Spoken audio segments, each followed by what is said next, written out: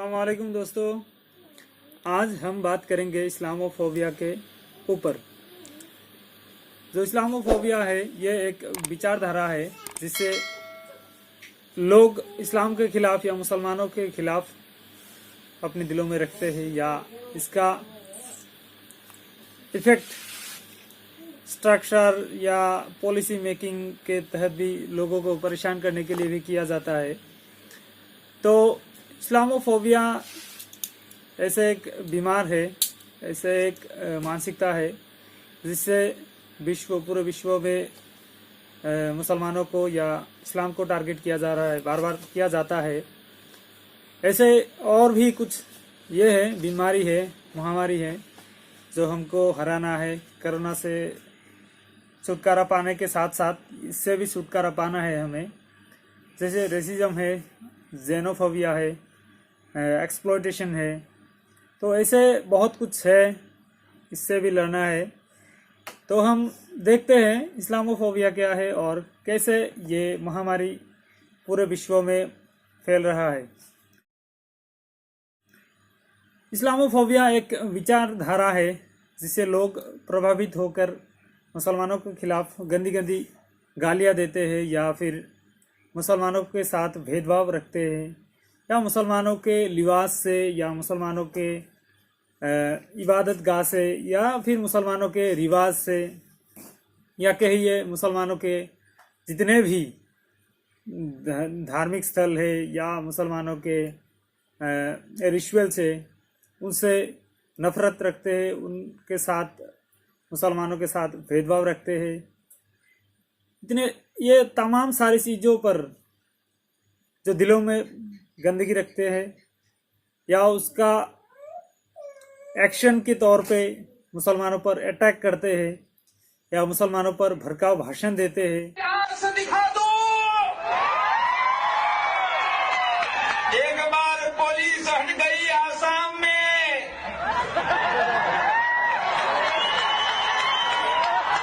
वो स्थान का नाम है नेली।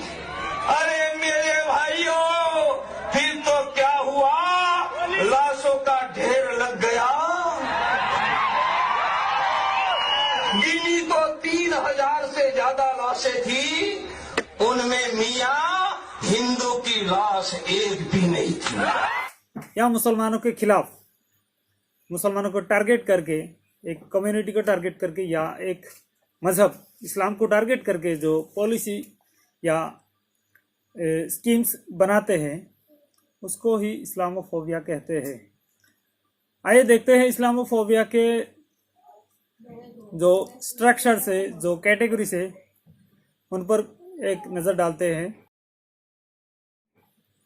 सो बेसिक स्ट्रक्चर्स ऐसे है कि स्ट्रक्चरल इस्लामोफोबिया जो है ये अक्सर पॉलिसी मेकर्स या पॉलिटिशियंस ये फ्रेम करते हैं, जो दुनिया भर में अभी भी चालू है। जैसे अमेरिका में हो गया, डोनाल्ड ट्रम्प ने 2017 में 7 मुसलमान देशों से लोगों का आना जाना बैन किया, या फिर मुसलमानों को छोड़कर बाकी सारे मजहबों के लोगों को पनाह देने वाले जो इंडिया के सिटीजनशिप अमेंडमेंट बिल 2019 है, जिसके तहत पाकिस्तान, अफगानिस्तान और बांग्लादेश से आए हुए शरणार्थी को, जो हिंदू, बौद्ध, जैन, क्रिश्चियन, इन सबको पनाह देंगे, लेकिन मुसलमानों को पनाह नहीं देंगे। ये भी इस्लामोफोबिया, स्ट्रक्चरल इस्लामोफोबिया है। या फिर ये जो असम में बहुत दिनों से चल रहा है, डी वोटर का मामला, या डिटेंशन सेंटर का मामला, या चीन में देखिए, चीन में उइगुर मुसलमानों के साथ जो किया जा रहा है, वो उसके साथ बहुत जुल्म हो रहा है। उनको जबरन डिटेंशन सेंटर में डाला जा रहा है। या अमेरिका ने भी डिटेंशन सेंटर का कॉन्सेप्ट बहुत पहले से ही लाया। 2001 के जो 9/11 अटैक हुआ था, उसके तुरंत बाद ही बुश एडमिनिस्ट्रेशन ने ग्वांटानामो बे पर एक कंसंट्रेशन कैंप बनाए थे। सो ये सारे मामला ये इस्लामोफोबिया की कैटेगरी में आते हैं। और इस्लामोफोबिया के जो टॉप कैटेगरी है स्ट्रक्चरल इस्लामोफोबिया, उसमें आते हैं ये सारे एग्जांपल्स।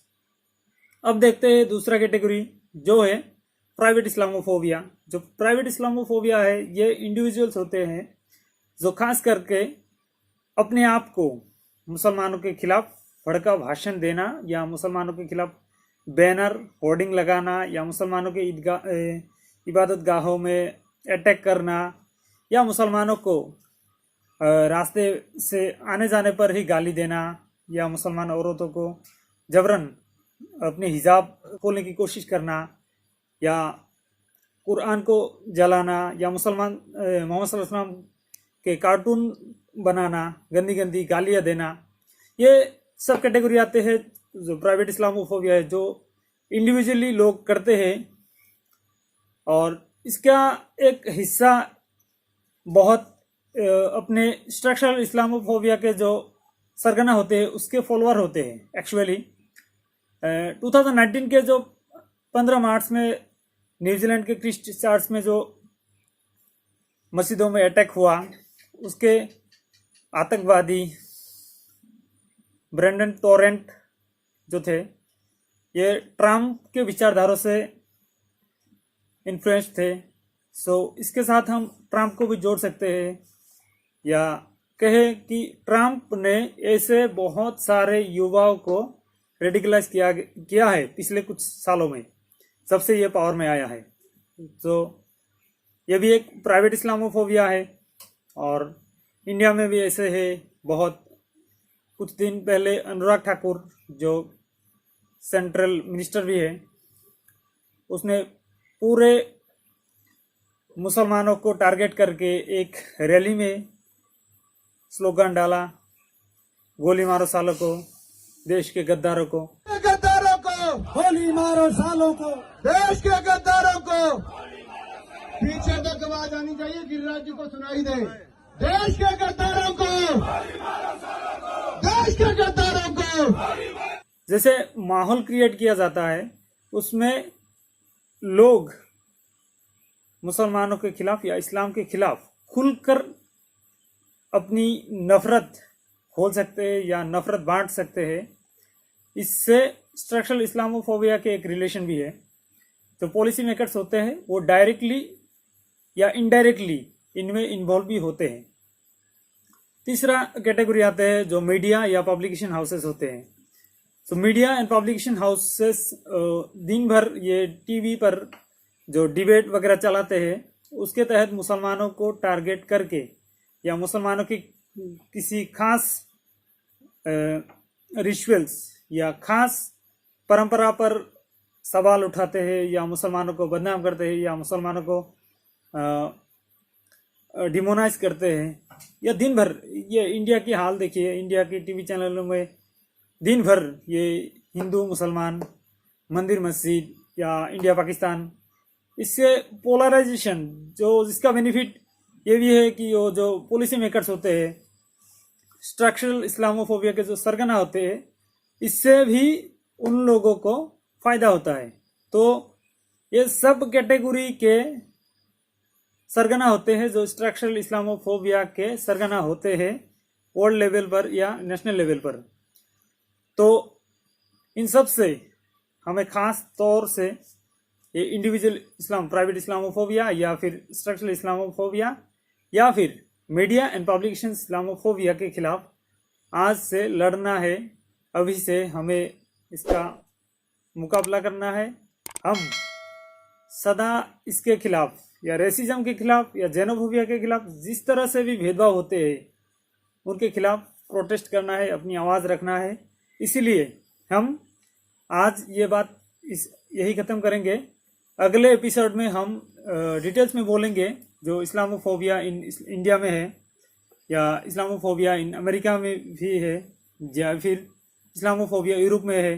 तो इसका पूरा डाटा निकल के या फिर जो इसके ऊपर एनालिसिस होते हैं या रिसर्च पेपर वगैरह भी है, उसका एनालिसिस करके हम नेक्स्ट एपिसोड में ये कैटेगरीज भी लाएंगे।